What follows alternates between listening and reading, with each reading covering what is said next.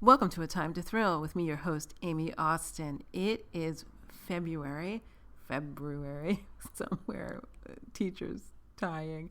And this month, I have the great pleasure of interviewing New York Times bestselling author Toni Anderson.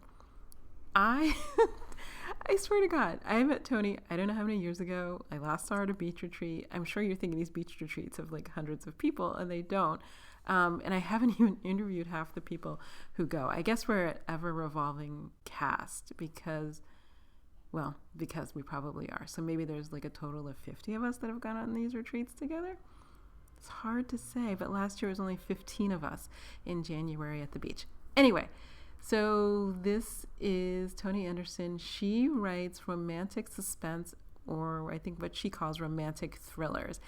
And it's super interesting because I think she's the only author I know who's in the romance community, because the beach retreats are all of us started in romance who did not start with straight romance. But I guess we'll learn more in this interview, because honestly, I don't know then how she got into the group of all of us if she indeed didn't write straight romance without any other elements in the beginning.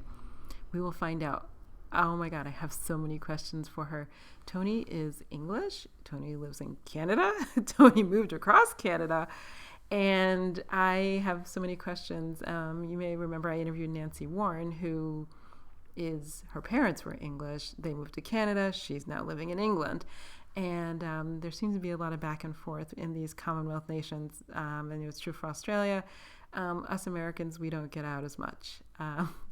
So without further ado, New York Times bestselling author, Toni Anderson. Okay, wait. Before we get to Toni, I forgot the most important thing. In exactly 1 week, The Murders Began is coming out. I'm so excited for you to read this Nicole Long book. She finally really evolves a lot in this book and has to look at her own issues as well as the system that she's part of. It's great. It has murder, it has mayhem, it has all sorts of things, and it's out in 1 week. If you haven't pre-ordered it, go get it now so it pops up on your Kindle at midnight in whatever time zone it pops up in. I can't wait for you to read it. I can't wait to hear what you guys think. Many of you email me. I'm sure all of you will email me. It's time. Go get it. And now, without further ado, New York Times bestselling author Toni Anderson.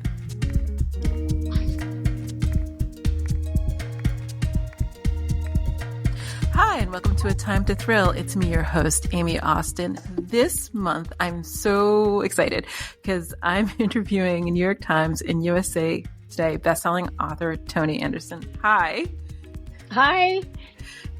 I'm so excited. Thank you so much for doing this. I wanted to ask you for a while, but then you were moving and then life got away from me. And then I woke up one day and I thought, Toni.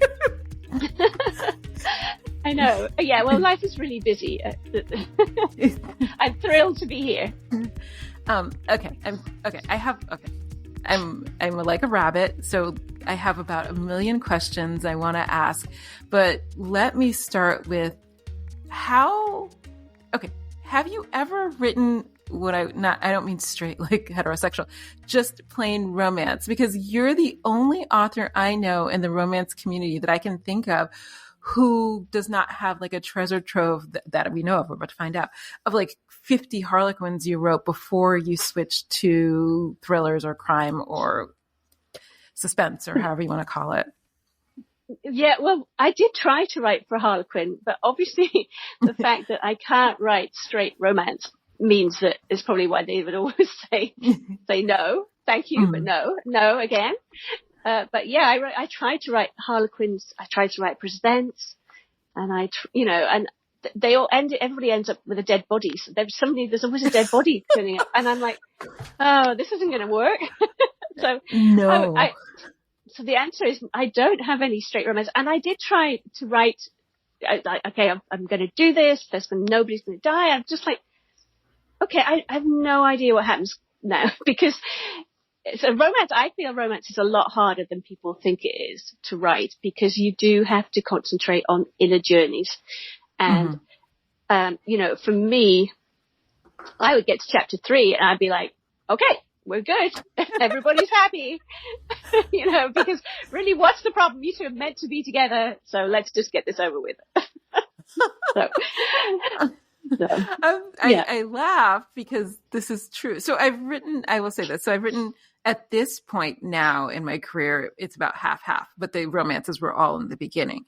So it's like 50% romance and 50% legal thrillers. But I do love romance. So when you were growing up, did you read a lot of, let's just say, straight romance, romance without other elements?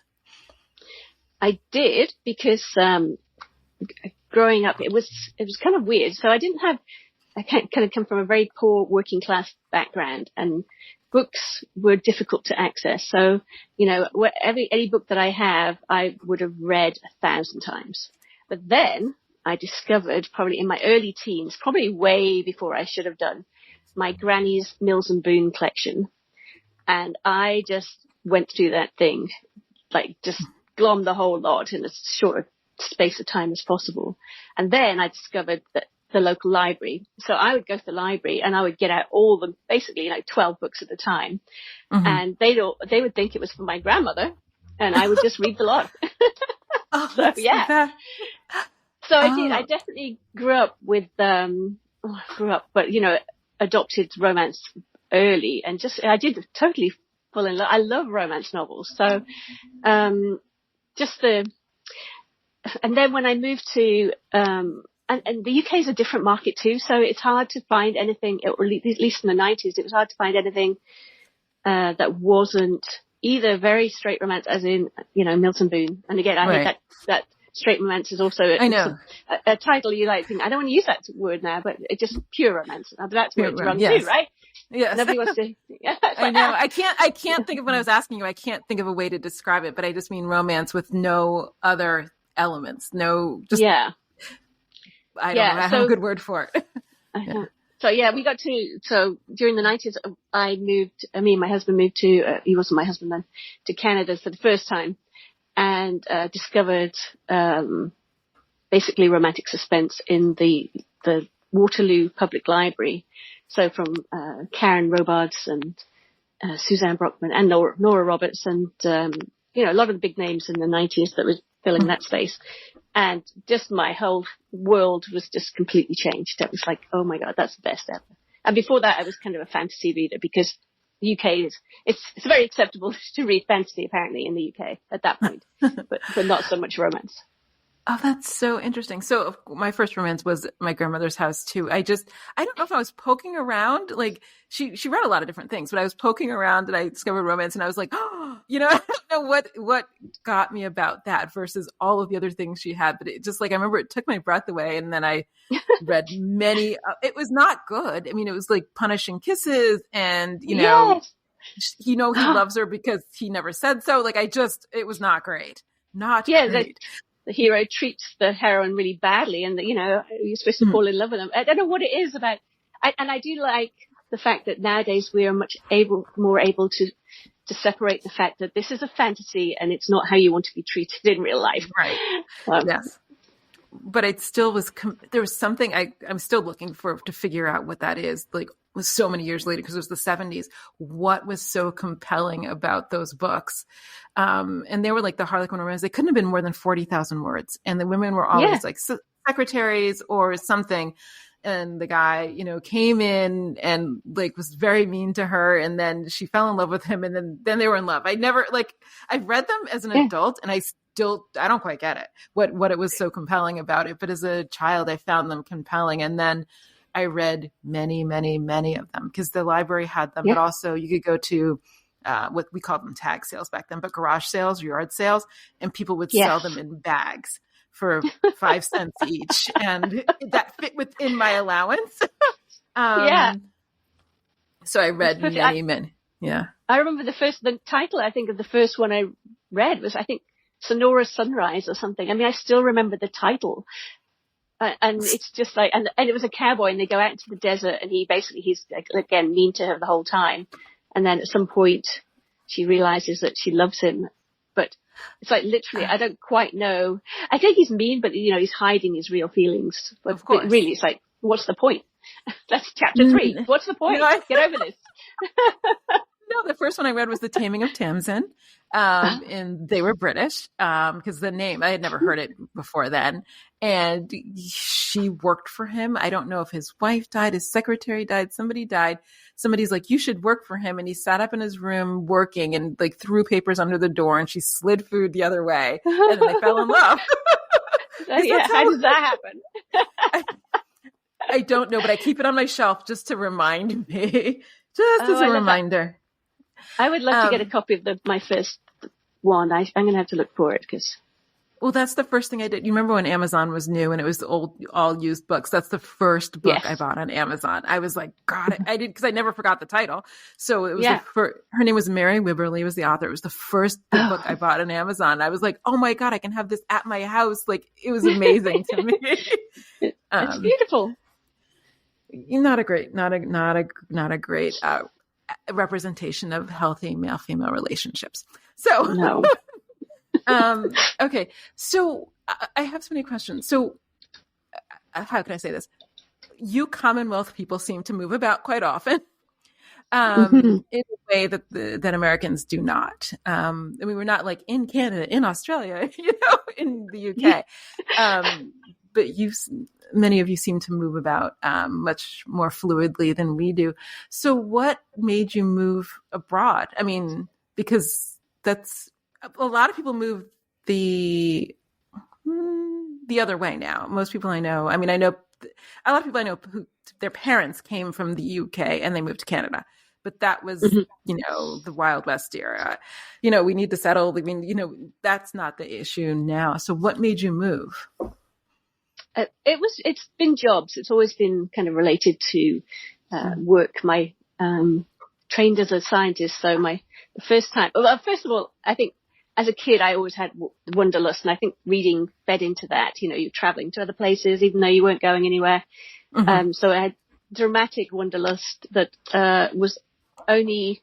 I didn't really leave the country until I was, I think, 20. Was the first time I even went to France, and everybody else I knew had gone to, already been to France. That was a piece of cake.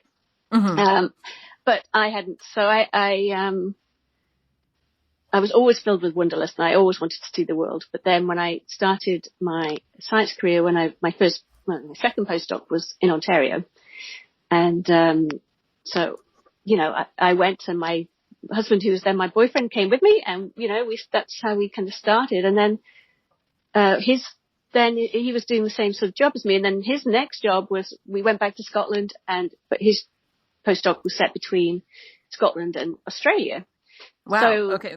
All of the comments. I know. I'm just going to it was amazing. And it was kind of how I started writing too, but not how I started, but how I kind of pursued it. But there was no way I was going to let him go to Australia and leave me behind with 2 little kids. So I was like, and it was hard to get a job saying, a science position, a research position saying, well, I'll be off for 6 months of the year because I'll be visiting, Queensland. But, and then and it was his job. Gary's got offered a job, in Manitoba, and that was almost 20 years ago now. So this is the longest we've been anywhere, in terms of living, we traveled.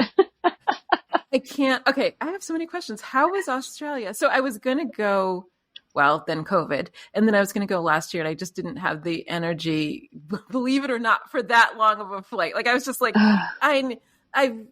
the longest flight I've done so far is to China. And so, and I know it's not much longer, but I was just like, it's like the 1 or 2 hours more. I was like, I don't know. It's hard. So I haven't done it. No good reason, but I want to go desperately. Yeah. You know what? The flight is the worst aspect for me, but I've only ever done it with little kids, and it's literally a nightmare. I did it pregnant with a 2-year-old, and I've done it pregnant with an 18-month-old, and then with a 10-month-old and 2.5-year-old, and whatever the difference is between them. 3, I guess it's 2 big 3 then. And it was just the worst thing ever traveling with these kids. And other people always say to me, I think I just made me moan a lot because they're always saying, oh, it was fine. It was easy. And I'm just like, I had almost had a nervous breakdown doing this, just one journey. But Australia itself is amazing. And, it's somewhere I always wanted to visit. And we went to, we were based in Queensland, and we have very dear friends of ours who live there too. So it was kind of the best of both worlds because, you have built-in friends living there. So you kind of have that in a way. But also it's just, I don't know, coming from the UK, and okay, I've been to Canada. And again, yeah, it is Commonwealth. So Australia, there was lots of familiar things about it. In fact, I think it's more English sometimes than Canada is. I think so too, shows. some ways. Yeah. But I think Canada is really heavily influenced by that country below it. So yeah. Yes, absolutely. But it was lovely. But I did discover one thing that made me realize that I probably could never live in Australia. And that was the bugs.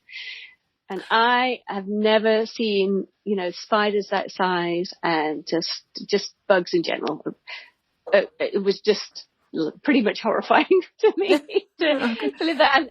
And my husband's scared of snakes and I'm scared of spiders, but I really don't mind the snakes, even though they're probably much more dangerous. But, yeah, that was an adjustment for me.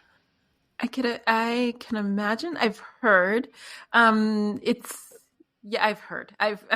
heard, but most of my friends now live in large cities. So, like Perth or Melbourne or Sydney, Nice. or Adelaide, as I now know, and then New Zealand as well. But these are things, it's on the bucket list. It keeps getting pushed down, but I'm getting there. So then how did you decide to write? Because one of the things I think that's most interesting about writers, let me say this. Most people I meet in life are like, I'd love to write a book, or the great American novel, as it were, for Americans. And then I'm always like, okay, I had those fantasies too as a child. But then the number of people who get from that to, I'm going to sit down and write a book, is way smaller than I would have thought. And I just want to know what made you make that leap, or what gave you the self-belief that I can sit down and do it? Yeah, it's funny because when I grew up, I never, even though I was reading a lot, I never imagined that I could be a writer or an author. It just didn't cross my mind.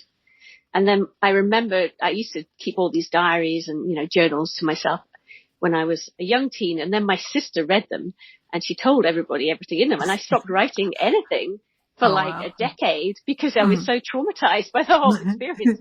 I mean, she'd be horrified by that. I don't know if she remembers that or not, but for me, it was just like, oh my God, I was such a private person. She told everybody who, crushes and everything else. I was like, okay, that's great. I'm never going to do that again. Mm-hmm. And then I think when I got to Canada, and because I discovered these books, but then I'd read them all, I suddenly thought, well, I could just start writing and just write for my own entertainment. And I think so it started off very much as, I'll write for myself. Yes. And then it moved into, no, I can actually write a book, and I'm actually, whether I published it or not, I don't know if I ever thought I was going to publish this thing when I started writing it. But I did just know that I think I was figuring it out as I went along because, I had a PhD and I knew how to write science stuff, and I read a million books. So I figured I should be able to figure this out. I think that's when I like figuring things out, which may be why I write thrillers and mysteries and, so yeah, and I don't know if I ever had the self-belief. I still, I'm not sure I have a huge amount of self-belief, except I do know that I can do it. So it's I don't know if you're the type of person who can actually have a lot of self-confidence, but at the same time be plagued with doubt. That's who I am. No, I will say this. So I was doing some graphics this morning, and I was like, oh, let me, go into Author Central and look at the latest reviews, and only the good ones. You know what I mean? Like I have it in mind.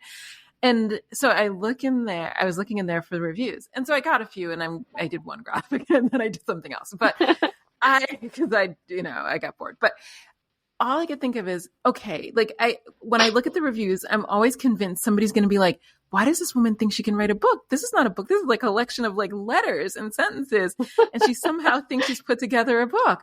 And so like this, and I looked this morning, I looked at 5 of them. They were like, it was a recent book club, so there's going to be a lot more reviews. And so it was like, okay, so there's some 5-star reviews and 1 4-star, and then I'm like, but what is the 4-star? You know what I mean? Like then I got down the rabbit hole, and I was like, okay, nobody said she can't write a book, so maybe it's okay. And then, but then I closed it and then went to work on the book I'm working on, because it's the beginning of a book when it's new and shiny and I'm having the time of my life. It'll stop very quickly. Nice. But the first 20,000 words are the biggest delight of my life. And I'm like only 11,000 words in. So I'm like, oh my God, I have like another couple of weeks of delight. And then it will not be delightful. But then I was like, but I start every book going, well, at least I can write a book. So it's like, I have this sort of belief I can write a book, but also the belief that I can't write books. It's very confusing in my mind to try to have the confidence to say that you can do it. And I've done it like a lot of times, but also somebody's going to find me out and be like, oh my God, you dear girl, I'm so sorry that you thought you could write books. You should really find something else to do with your day. Yeah. And there's always, when you read reviews, there's always somebody going to be criticizing something. I actually was looking at something today.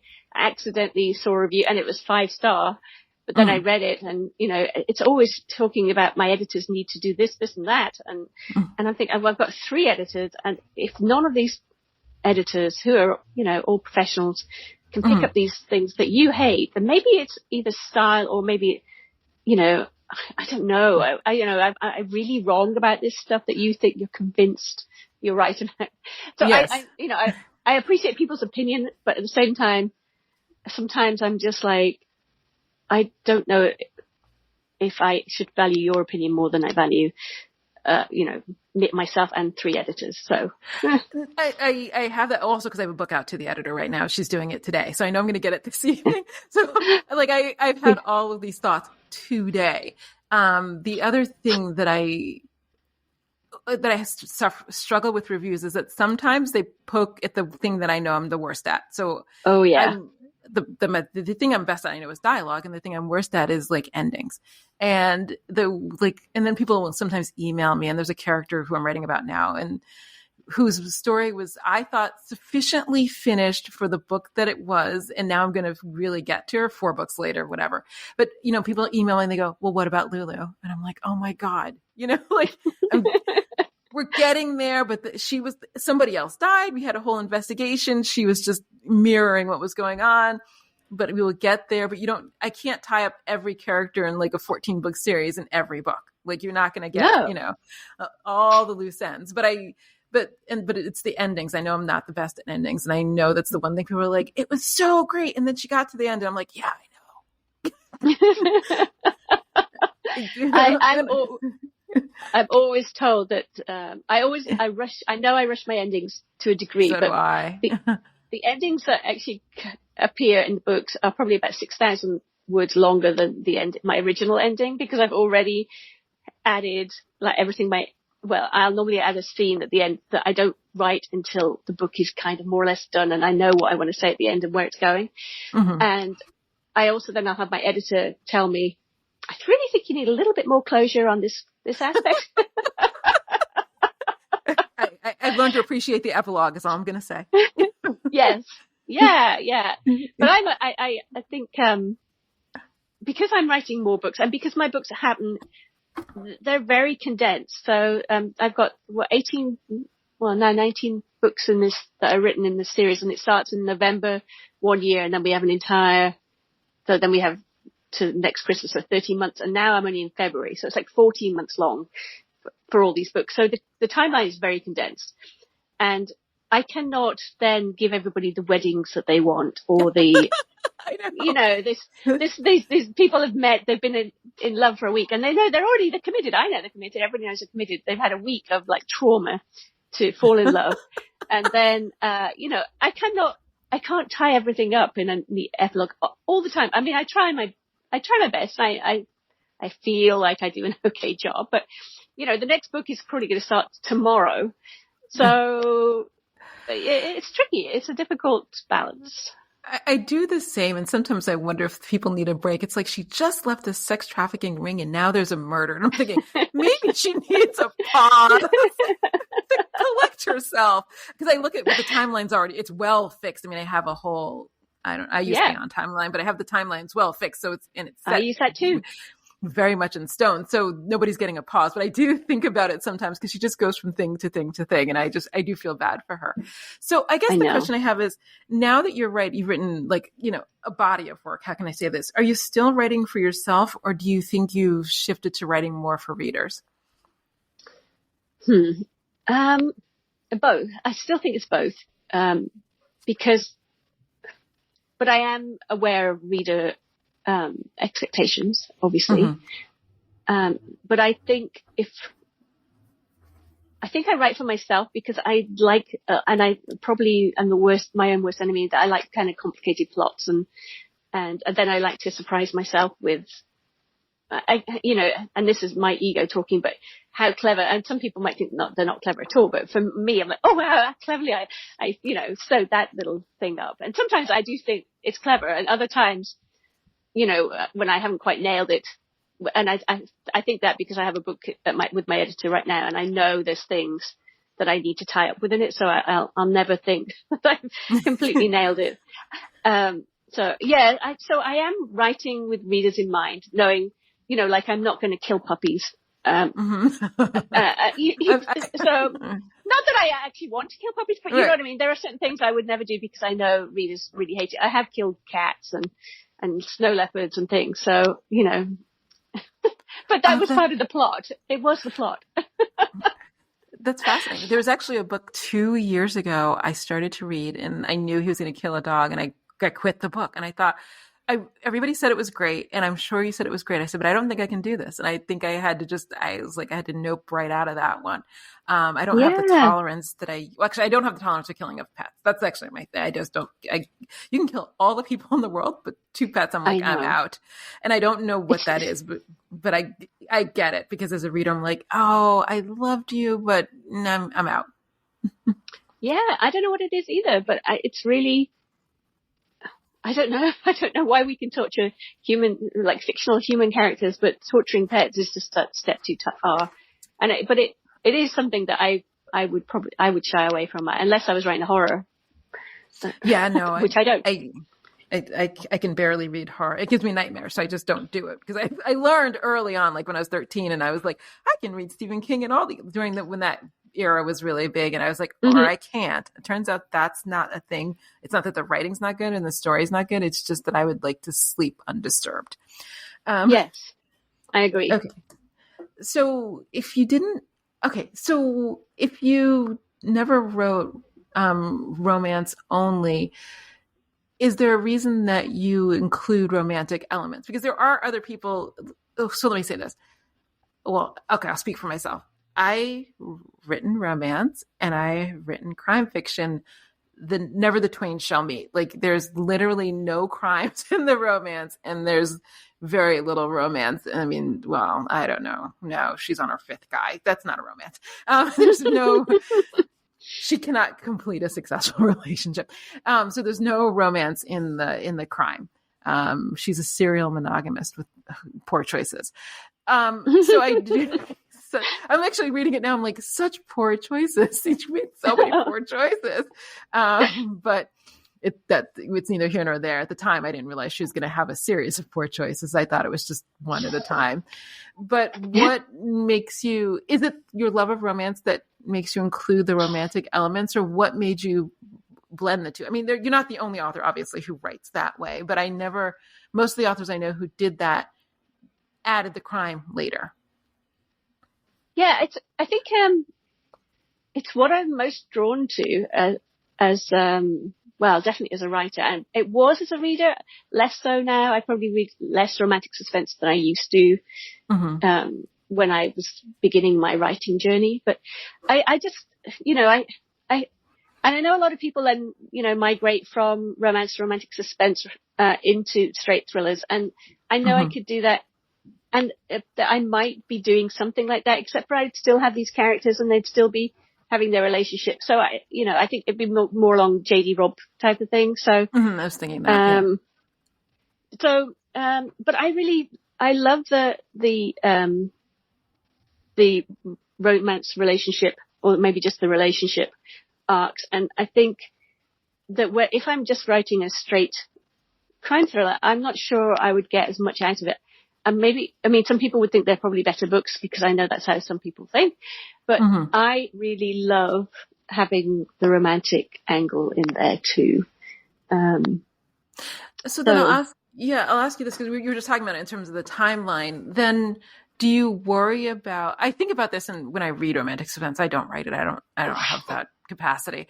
But do you think about the level of satisfaction in the love story, given either the time, or the fact that they were also defusing a bomb? Like, so I was reading something the other day, and I was like, oh, I wonder if this is just trauma bonding. And I was like, so how does this play out when they're not chasing a bad guy, defusing a bomb, jumping out of a helicopter? Like you know what I mean? Yeah. The movie Speed, where what is it, the relationships start under pressure or never going to work or whatever. I love that bit at the end. But I guess because it's fictional, I don't really worry about it too much. It's like, my characters are going to be fine. They're just going to be fine. And, I don't like, there's a few things that I don't like as a reader. I don't like when authors go off and, even in the future, a few books or a few years later, kill off a character, because, that for me ruins that whole, the happy ending. And I kind of resent that. Even though authors can do what they like. Obviously, right. I am not going to tell an author how to write a book. It's their choice. But for me, it does kill that that satisfaction that you get from reading a book. And now I've forgotten the question. Sorry, Amy, I'm completely lost. It's okay. It was the question. It was about the satisfaction of the romance. And you were saying fictionally, since they're not real, you don't have to spend any time thinking, well, if they're living together and, I don't know, picking out floor tiles or, at the store debating, what kind of cheese to get, then who's cooking dinner. Yeah. Right. Exactly. All the mundane things that, one has to deal with in a relationship that is not necessarily romantic. Yeah. Yeah, exactly. And I think, I tend to skip over that. I also like to, I noticed that a few of my books, I like to make people really rich. And I think there's part of that is because that helps with the fantasy of keeping people happy, because then you don't have to cook the dinner or clean the house or, stuff like that, which really is part of life and we do have to do. Such a big part. Unfortunately. Yes. So, so I think, again, that feeds into fantasy. And, you do get some people say, not all of my books by a long shot, but, I've got, I'll start writing a book and suddenly I realize that the character is the son of the, governor of Vermont or something. And that happened. And then therefore the nephew of the president. And it all works with the book, but it was not part of my plotting process until it started to happen. And I'm like thinking, oh, well, that was interesting. But again, I think I like to have some of my characters have some affluence so that they can, some of these mundane worries, we don't have to worry about. So when I was growing up, I also, I remember reading books like Catherine Cookson and, basically the, working class poor during the, would it be the 18th century, 19th century. And, basically everybody was dying. Of course, it was very real and gritty and heartbreaking most of the time. And I don't want to write stories that are heartbreaking. So maybe that's probably why I'm drawn to romance. Oh, that's so interesting. I'm actually thinking about this because I don't know if like Stephanie Land, she wrote Maid, but she has a new book called Class that came out, I want to say November. I just finished it on the airplane, to be honest, last week. And I was comparing it, and I was reading that, and I also recently saw a documentary about the screeners, the free screeners that you get in LA. I was watching one about poverty in rural Arkansas. And I was like, oh, between that and the Stephanie Land books, I was like, that's really gritty. Like this, there's not going to be a space for, amateur sleuthing or, Mm, a romance that's free and unfettered from food insecurity. So I was just thinking, I yeah. realized I was thinking a lot about the privilege that's necessary in the books in order for the story to be either fantasy, not in the fantasy, but a fantasy, or compelling. Because if you're worried about where your next meal is coming from, or if you have enough like heat, then, Yeah. solving crimes is not like the next leap. No, definitely not. No, falling in love with the hot guy down the road.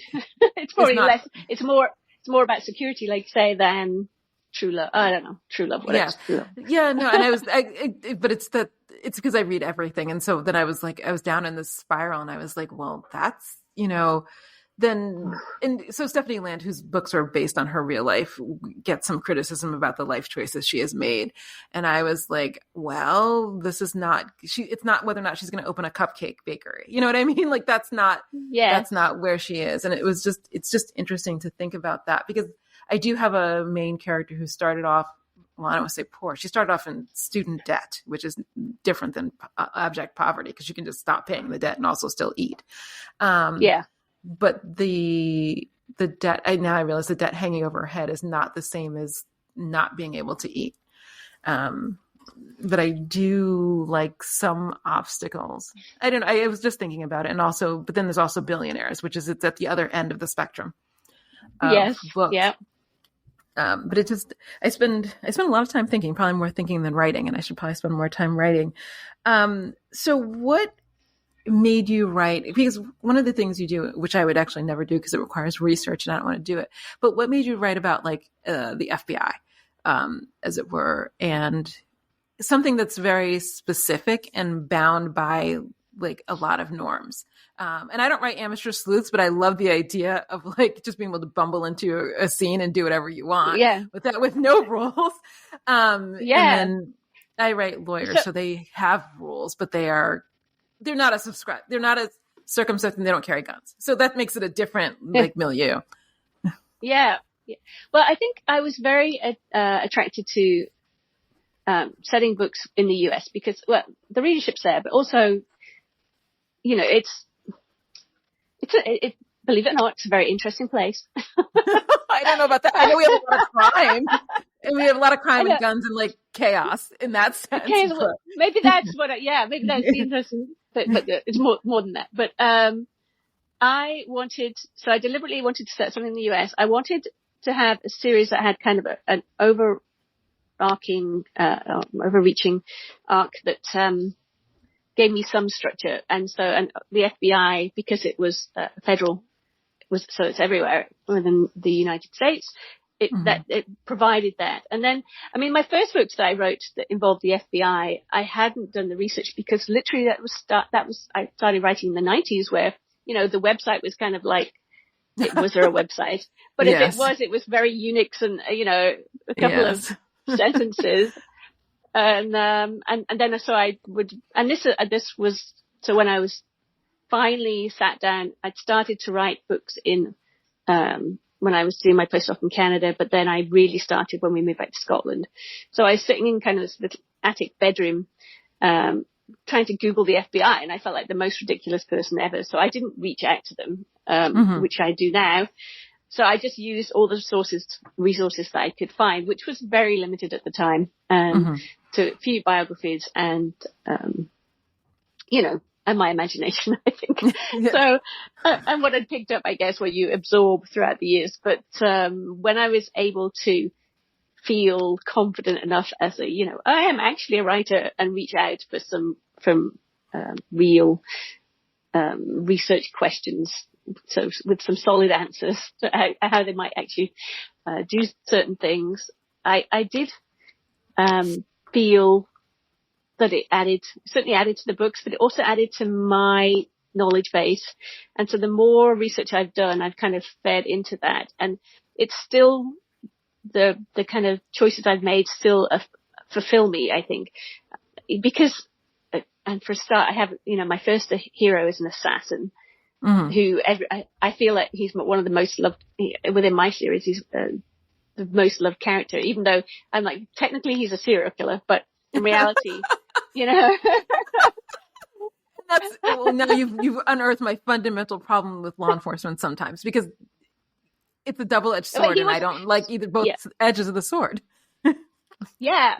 So he's not law enforcement, but his partner is a woman he falls in love with, which adds the real conflict in that first book. Yeah. And absolutely, you know, I agree with law enforcement. I think writing law enforcement nowadays, well, I mean, I think it's always been problematic, but nowadays we're maybe even more aware of all the problems that we are possibly reinforcing by writing the books that we write. And so I do have this definitely idealized way of what the FBI should be like. And having met a few FBI agents and you know, read a lot of their biographies, I think by and large the integrity is there. And you know, it's hard for me to comment on, as an institution, because it's like way beyond my ability to comprehend the inner workings of the FBI. But I think certainly the agents that I've met, they seem to be very dedicated and serious people who are, you know, trying to do the right thing. That's what I feel. But obviously within that, there is so many issues. Writing any law enforcement character as your protagonist is tricky. Yeah, I have one, and he came very, very late. And I struggle. Well, I struggle with so many things. So, well, I'll ask you this, because maybe you know, what compels people to be in the FBI? Because I always feel that the pay is not commensurate with the risk. Or, I mean, not everybody's not, you know, nobody's at risk of dying every day. I'm not saying that. But with the risk and the work, I always wanted to pay more. It feels like, it's like when I first found out that homicide detectives, like, at least in Rust Belt places, or places like Baltimore or Cleveland or Detroit, made like $30,000-$40,000 a year. And I thought, are you serious? Like, I literally would not do that for that amount of money. Like, I need a lot more before, like, that has to be a mission. Like, I can't, no. Yeah. No. Well, I don't know. I can't answer. Obviously, I can't answer. But from all the reading I've done, it seems to be literally they want to be of service. And I think there's also, I would imagine, there's kind of a shiny factor that, you know, they want to be the hero figure to a degree. I mean, I'm guessing, but you know, you kind of wouldn't join the FBI unless you felt like you could be, you know, make the world maybe a better place. I don't know. I feel that more than, gosh, I hate to, but you know, the training and application process for a small police department, wherever it is in the world, is not going to be the same to what they have. The FBI, is a lot more, but I don't think the pay is like, it's not like it's like, I don't know, like 10 times as much. So it's a lot of work and a lot of hours. It just feels so. Yeah, I think people definitely, the pay is definitely not huge. You mean corporate stuff? I'm not corporate. What am I talking? Yeah, corporate. But private institutions are always going to pay more. But then where would you get that experience? I guess the other thing is for an FBI agent or any of those federal law enforcement branches is they can use that and they can retire. 20 years? Yes, and then you can retire for 20 years and go and do loads of other things, which pays far better. I always wonder, like, but now that you say this, maybe I don't have a compulsion to make the world a better place. That may also be true. Like, I was thinking that's probably not my thing. So then without that compulsion, maybe you do through your writing, obviously.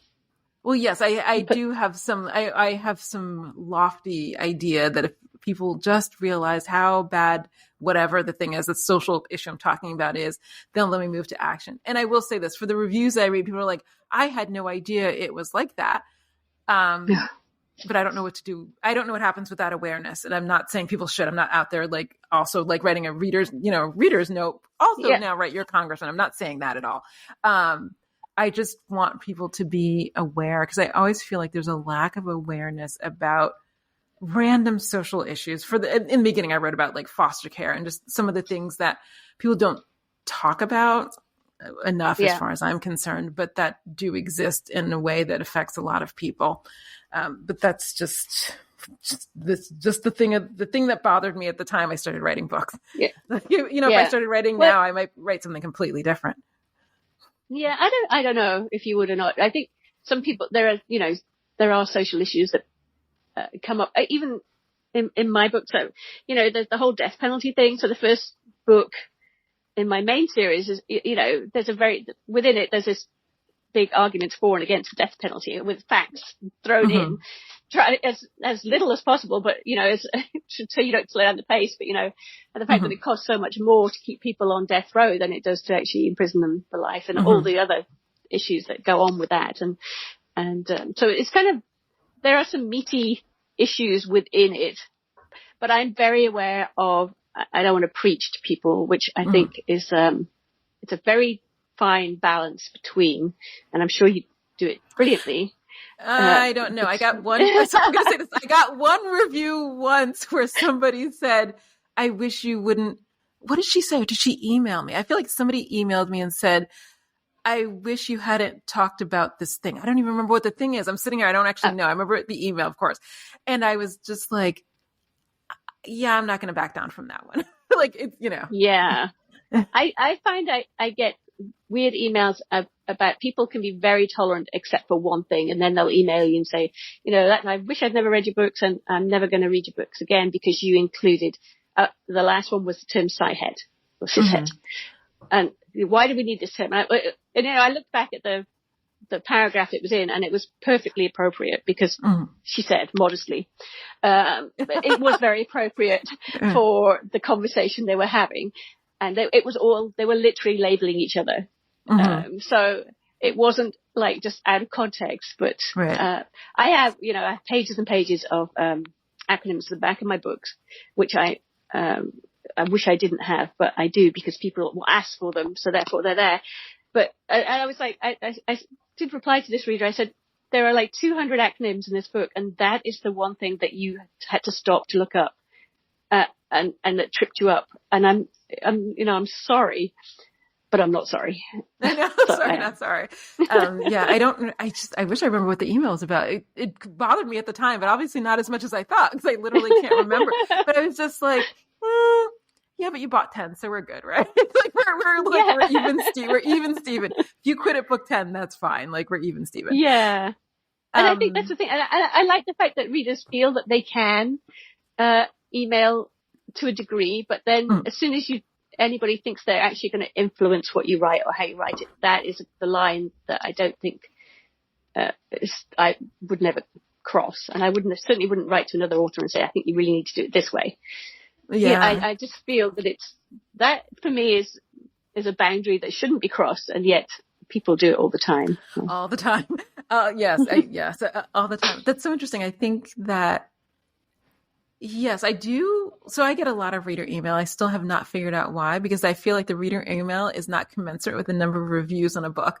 And I'm like, but people act, so there's that. I'm always like, years ago, I would have said you could write this as a review. I actually don't now, because I do write about some serious issues, and people do confess things to me that I wouldn't be like, well, I wrote about, child trafficking, and I'm sorry that you were trafficked, but also can you leave 5 stars on Amazon? I don't do that. That would be a very difficult email to receive, right? Oh my goodness. Yes, I get a lot of them, which is fine. To be honest, I mostly don't mind it. I also don't read them immediately, because sometimes I'm like, oh, this is going to be like a trauma thing, and I can't start my day with this. So I will read this tonight after I've written and had dinner. You know what I mean? Like, and then I'll read your email, but I don't start with those. So I do get a lot of those, and I do appreciate those, because I feel like it's important to talk about those issues, and we've buried many issues for way too long. But that said, I know that some things I write make people uncomfortable, but I don't think I can't see a world where I would change it. Actually, that thought never crossed my mind. I think to myself, it's unfortunate that made you uncomfortable is what I really think. And then I don't think about it again. Because and also one person, I'm sure we talked about this like months ago, I think. But the few readers who write are not the majority. Yes. And they don't speak true. for the majority. So I don't, now that I have a much better sense of that, I just don't, it rolls off for the most part. It rolls off. Actually, I don't get, they're not too insulting. I mean, there's some like, I don't appreciate your use of that word. And then that I can have a conversation about, but for the most part, I do let them roll off. So I guess, okay. So the question is, okay, so I have a question about setting books in the US. What I'm thinking, I have set every book in the US. Yes. But my books are very, very, well, you have the federal angle. Since I write about lawyers, they really are quite limited. They're very geographically limited. So like my legal thriller series all takes place in Ohio. Like it's very, very, I know it's very specific. And I can't, nobody leaves. They can't leave. But what made you think about the US? Because okay, let me say this. I read a lot of actually British crime fiction, which I'm always utterly fascinated by. And I've read like Jane Harper, for example, in Australia. Yeah. Canada, I've literally never read a crime book in Canada. And then I wonder what would that be about? Like, I don't really have to think about that. Now I want one. Because now I want to know what like the underbelly of Canadian crime. Yeah. I've written, I mean, my initial books were, my very initial book was set in Montana because, of course, pick something that you don't know at all. So that was that book. Actually, I ended up publishing and it does very well. People do like it. But I've written a couple of books in Scotland, a book in northern Canada, and then I wrote 2 books for Montlake, which were based on Vancouver Island. So that I know, but I feel like Vancouver's different. I can't believe I said that out loud. I feel like having been to Vancouver and having been to other places in Canada, Vancouver's feels different. Why? Yeah. I don't have a good answer. So wait, what was the Northern Canada book? So that was called Edge of Survival, and that was a Carina book. So I had 3 Carina Press books early, mid-2000s, I guess, and when Carina was the thing, yes. Yeah. So one of their what's the word when they start? One of their inaugural books was one of my books. So they launched books. And that was one of my special books. I didn't know this. I did not know this about you, because in my head, Carina is Shannon. I can't think of her last name right now. Shannon Stacy. Yeah. Thank you. Like in my head, that's synonymous with Carina, because that was yes. Okay. I have not seen this Edge of Survival, and wow. Okay. I am unfamiliar with all of your books, and I did not know about this. I only know, and to me, you're just like the cold person, the cold side, cold anyway. Yeah. Cold everything. Cold everything. So, but Edge of Survival was very much based on, research work that I did at the research project I did up in Northern Labrador. But then I made my poor heroine was diabetic. So that was a really interesting experience to write that book, because I had, it's classic, write what you know, except for me, it's always, let's make this as complicated as you can, even if you know exactly what's going on. So I know, she was a diabetic in that era as well. So nowadays it's much easier with, I'd say easier.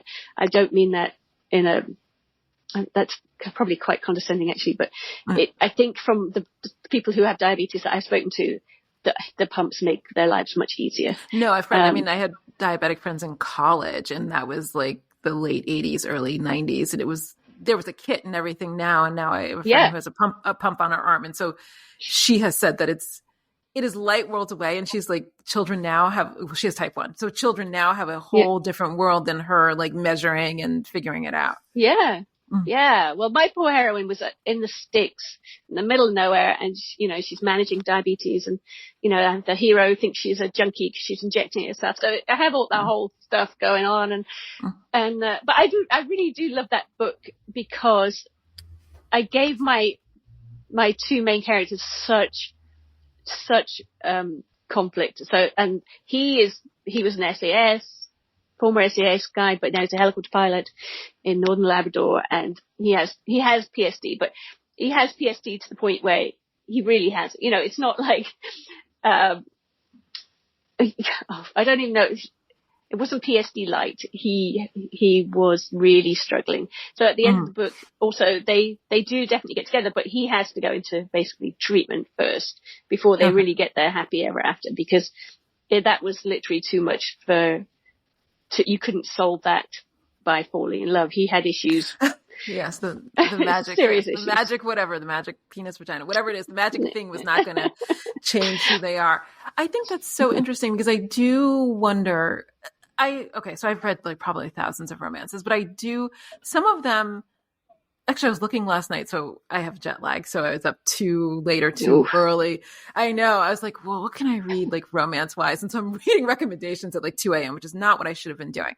But I was looking for romances with psychologically healthier heroes and heroines, because there were a number of ones I've read, I feel like in the 90s, where I thought to myself, I think these people will get divorced. Like, I don't think they have sufficiently dealt with their stuff enough to have a healthy relationship. So there's an era, like the Punishing Kisses era, where you were just like, I guess everybody's happy. I don't know. I actually never thought about it when I was younger. And then as the characters got more complex and a lot of the books got longer, so they went from like 40, 50 to like 60 to 80. So they had to have more complex backstories and more complex reasons that they couldn't immediately, fall in love and, have a happily ever after. I started to have a lot more feelings about whether or not they were sufficiently dealing with their stuff. And especially in new adult with a lot of like rape victims, I was always like, I feel like it's gonna rear its ugly head again. And I spend too much time now thinking about trauma, and it's age is killing me, but like thinking about, because I've seen the arc of life longer than I had when I was 22. So now, like I've seen way more years of how things turn out from how people started out. And so I spend a lot more time thinking about, that trauma is going to come right back up. It might not it may be 5 years, maybe 25 years, but that's going to bubble right back up. And then what happens? But in fiction, I guess you don't have to deal with it. But now as a reader, I do spend more time thinking about it. And I was reading a book today, and I started at 2 a.m. and I was like, the trauma is a car accident. I was like, that's very specific. I think we can heal that. You know what I mean? Yeah. Yes. Like, as opposed to, as you were saying, like being, child trafficking, which is huge trauma. I mean, there's so many levels. And I don't know. I mean, people don't deal with trauma in different ways. So I know some people it affects, that's like physiologically. There's some things people affect other people more than others. But I do spend time wondering about all the romances I've read and whether people can survive with a relationship, survive that. Well, and then there's the whole studies of epigenetics where you basically inherit trauma from your ancestors too. Yeah. So, you're looking at that, it's like, oh my God, how do we end this? To make it, I think a lot about, like way more about it than I ever did. And also I think it's more in the world, and there's more books about those kinds of things. When I was younger, there were far fewer books, and now it feels like every and this is probably my Instagram algorithm, every like Instagram thing is like, can people survive this like abuse, trauma, whatever? And I'm always like, I wonder.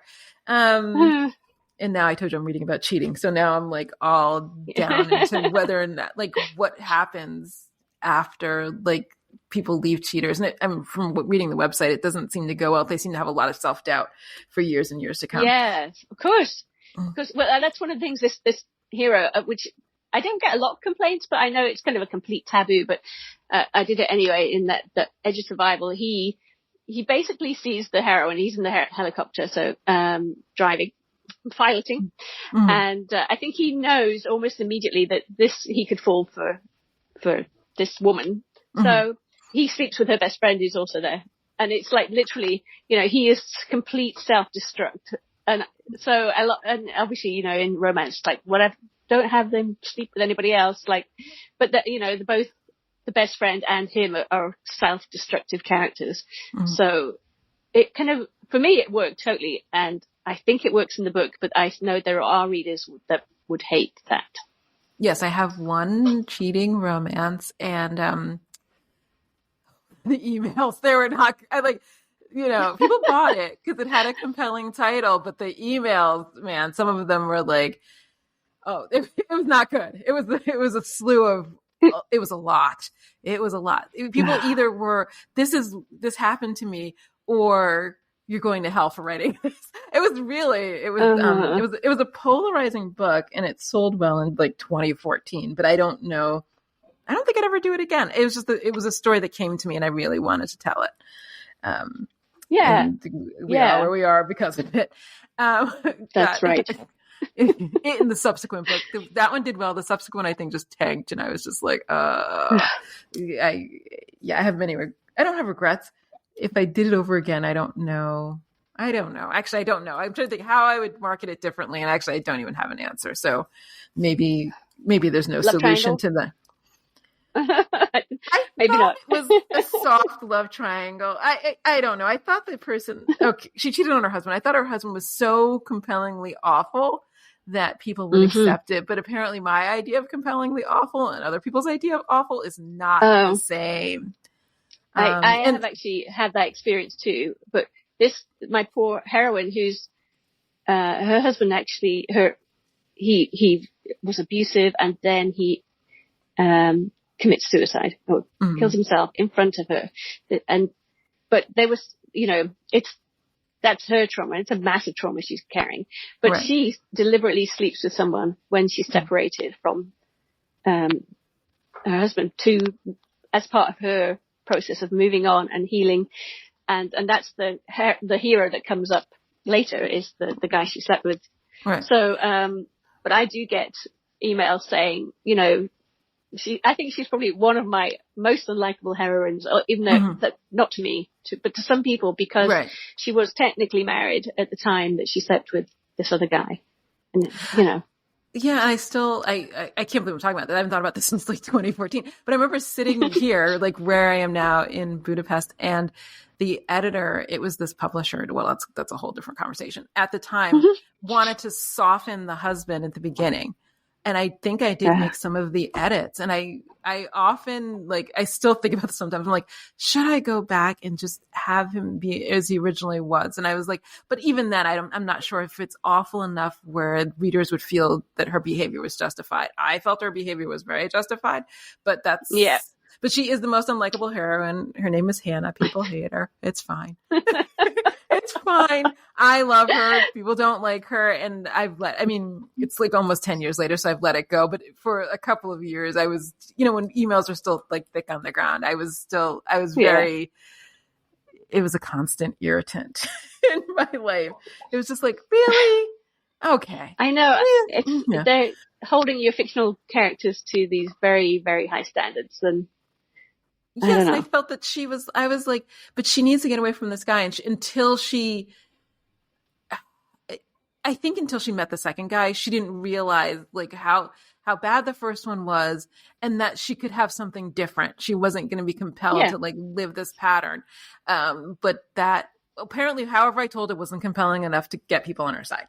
And I acknowledge that may not be the case, and it's fine. I still love that book. It may be one of my favorites. So how many years have you been writing and publishing? Let me think. A long time. So basically the same age as my daughter. I was writing before I was pregnant with my daughter, but it was much less focused on I am actually going to make this work.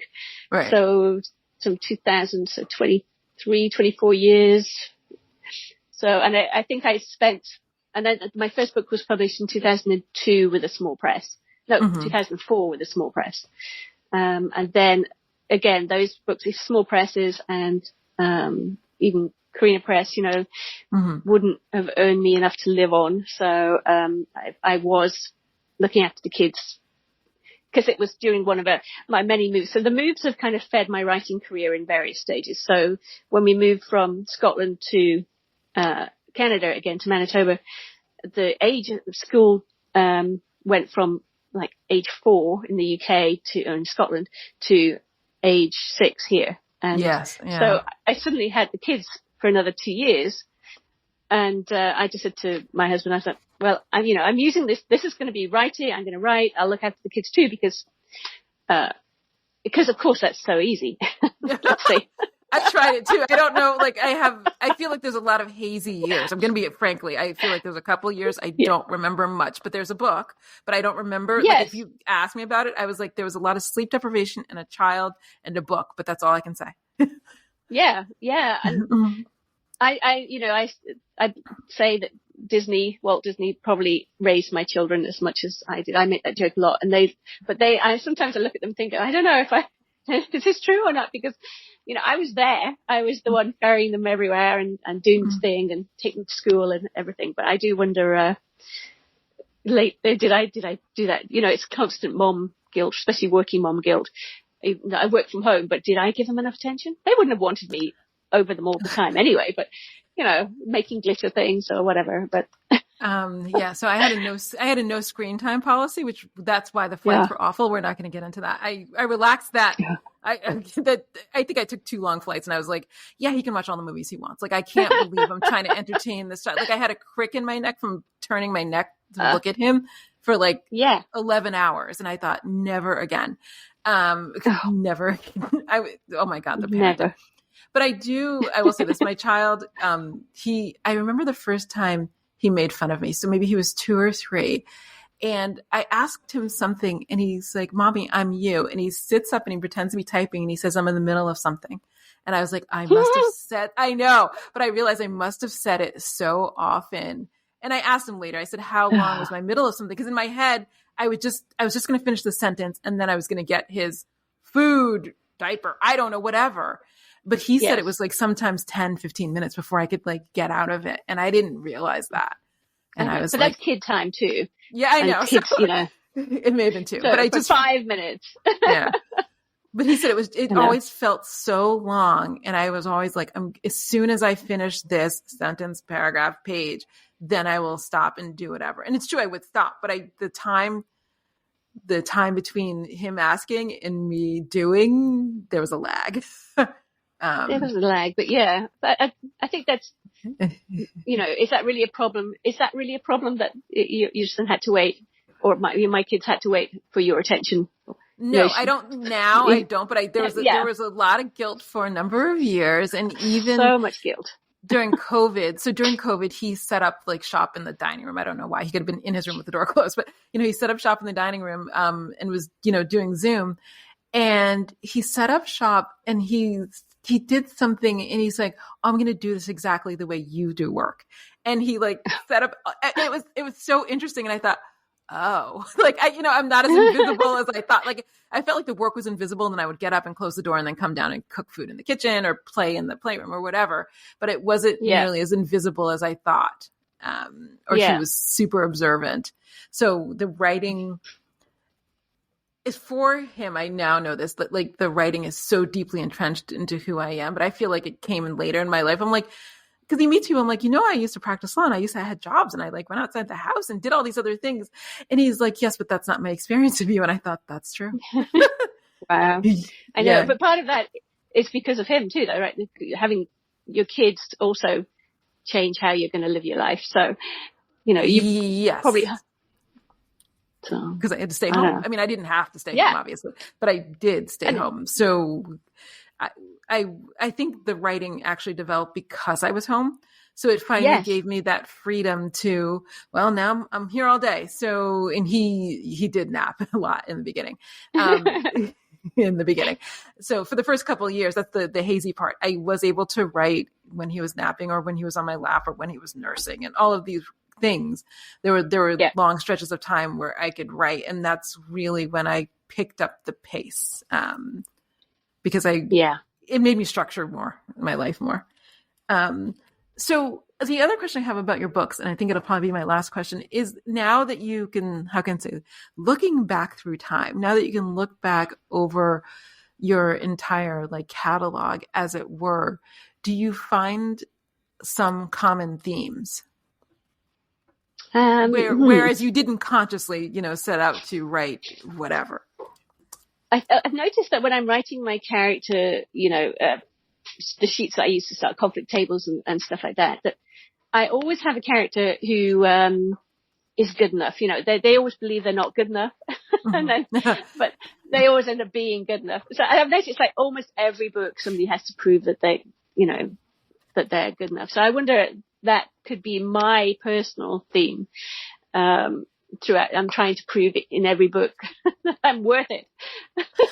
No, I do. But, how can I say? I do think that there is some truth to that. I'm not saying about you, but I'm finding that the more writers I talk to, there's some truth to the themes reflecting what's going on unconsciously for them. Yeah, I think so.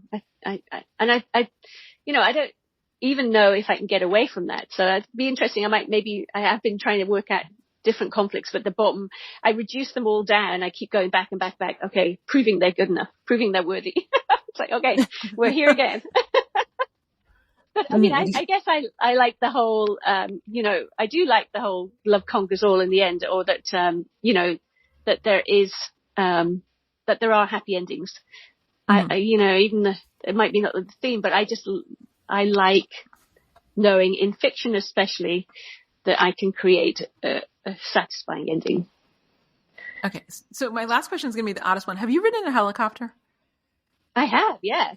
Okay. Because you write a lot about helicopters, and I have feelings about airplanes. I understand how they work. There's loft. I mean, you know what I mean? I understand the physics of airplanes.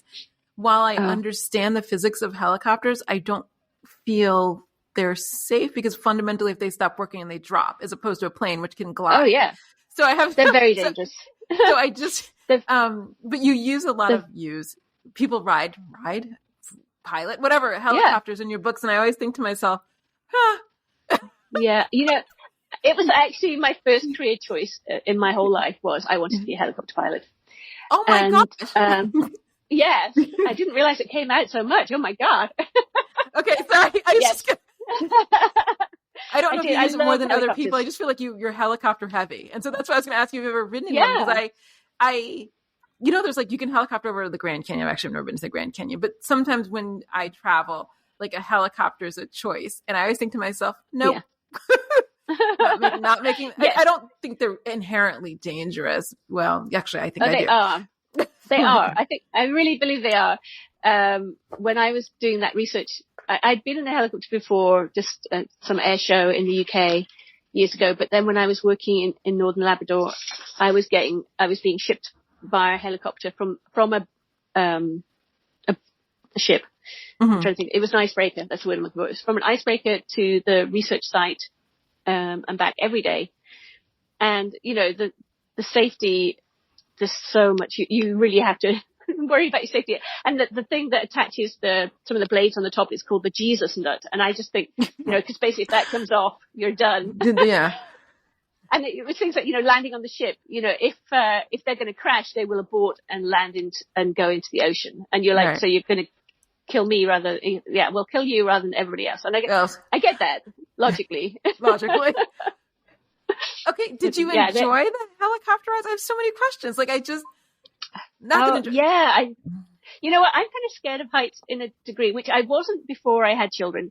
After I had children, I am more scared of heights. But I find being in a helicopter is such a different experience than just being on the edge of a cliff. I do love being in helicopters. Yes. Oh my God. Okay, so it's you. So it's not. I was thinking she uses helicopters, and maybe there's other authors. I'd have to actually think about it now, but I was like, Toni seems to be about the helicopter. I feel like I might have to have another helicopter in my next book because I haven't had one for a while now. Okay, wow. I may get in one before I die, but I don't think there's a bucket list of many things I would like to experience. Helicopters are not on the list. No. Would you skydive? I thought about that yesterday. This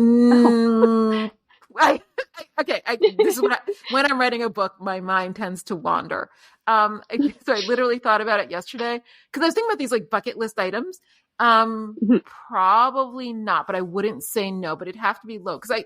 So most people like in California, you skydive, it's like 10,000 feet or something, but I somebody was saying that they sky dove. I don't even know what that would be, from 18,000. I thought, A, is that a thing? And B, no. Because that just seems like that's so much longer. That's really high, I think. I know. I couldn't figure out why. And I didn't ask any more questions because I was like, yeah, also no. Like, no, the 10,000 seems like, some reason 10,000 feet, because, when the plane hits down, they make the ding. And for me, there's something about 10,000 feet that seems utterly feasible, but anything, 10,005 feet, I'm like, nope, no. And even like when I was landing recently, like when the plane gets to 10,000 feet, I go, okay, we're good now. Like, I don't know why that feels good. Survivable. It feels survivable. And that's not even true. Like, we were at 1,300 feet because it was foggy. Well, I was flying. Well, it was foggy both London and here. And it was so foggy. So I was surprised by the landing because I was reading. And then I was like, oh, we're landing. Like, okay, I guess I should have looked out the window, but there's nothing to see. But I thought to myself, 1,300 feet, I thought that's probably not even that survivable. And yet I was like, and yet we're going to land in 3 seconds. Like, I understand how it's going to work, but it's just, but there's the gliding. There's the gliding. The helicopters they just They just look so. Yeah. It's like a whirly. You're like, they look fragile, right? They really do. They look fragile. Although I looked at an Emirates plane the other day because we were on the runway a long time, and I thought those are getting kind of large. Like, even I feel that's physics defying. Because it just seems so huge. Yeah, it doesn't make sense when you look at them, but. My brother used to teach. He's retired now. He used to teach physics to the RAF pilots. So it just always he could explain it to me when I was in high school, but I never understood it. So. But I love it because it seems perfect. And I was like, so there's a velocity and you take off, and that's why you have to hit a certain speed. Like, I thoroughly understand it, and it feels utterly safe. Helicopters, not so much. But you do you. So I want to thank you so much for taking the time to do the interview. You've satisfied my curiosity on so many levels. Well, thank you for having me. Oh my goodness. So let me say this. So for the listeners, I will include links to the books that we talked about in the show notes, as well as to Toni's socials and such. So again, Toni Anderson, thank you so much for taking the time. Thank you.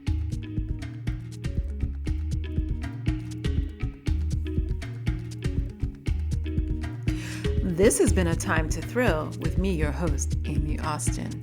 If you enjoyed today's episode, I hope you'll share, rate, and review on Apple Podcasts or wherever you listen.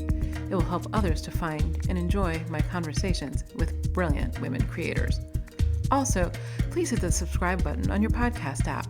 In addition to hosting this podcast, I am also the author of the Nicole Long series of legal thrillers. The first 3 books in the Nicole Long series are now live. You can download Outcry Witness, Major Crimes, and Without Consent to your e-reader right now. The 4th book in the new series, The Murders Began, is available for pre-order wherever you get your books. I am also the author of the Casey Quit series of legal thrillers.